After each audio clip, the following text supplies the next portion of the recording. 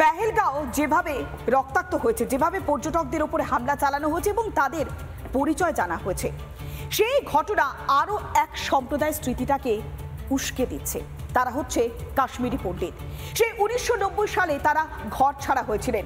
তারা নিজেদের বাস্তু জমি ছেড়ে অন্য জায়গায় আশ্রয় নিতে বাধ্য হয়েছিলেন। আর আজ পেহেলগাঁওতে হামলার পর তাদের সেই স্মৃতিটা আরো একবার দগদগে হচ্ছে। তবে এই কঠিন পরিস্থিতিতেও তারা প্রধানমন্ত্রী নরেন্দ্র মোদীর ওপরই আস্থা রাখছেন। পাক মদতে বেলাগাম সন্ত্রাস।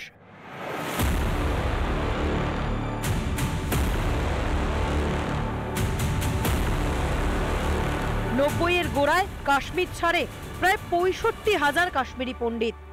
নিজ ভূমেও উদ্বাস্তু হতে হয় তাদের। এখনো কিছু কাশ্মীরি পণ্ডিতের পরিবার থাকে শ্রীনগরের শেখপুরা কলোনিতে, একেবারে সেনার নিরাপত্তায়।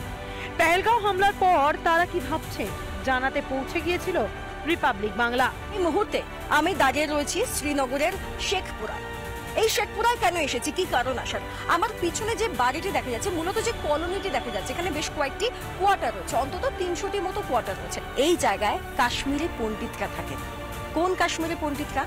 জম্মু উপত্যকায় মূলত যে কাশ্মীরি পণ্ডিতদের বাস ছিল, যা তাদের নিজের স্থান, নিজের বাসস্থান, সেখানকার বাসিন্দা তারা, নিজের স্থান থেকে ওদেরকে উৎখাত করে দেওয়া হয়েছে। সেটা ছিল ৯-এর দশকের শুরু। নির্বিচারে হত্যা করা হয় অনেক কাশ্মীরি পণ্ডিতকে।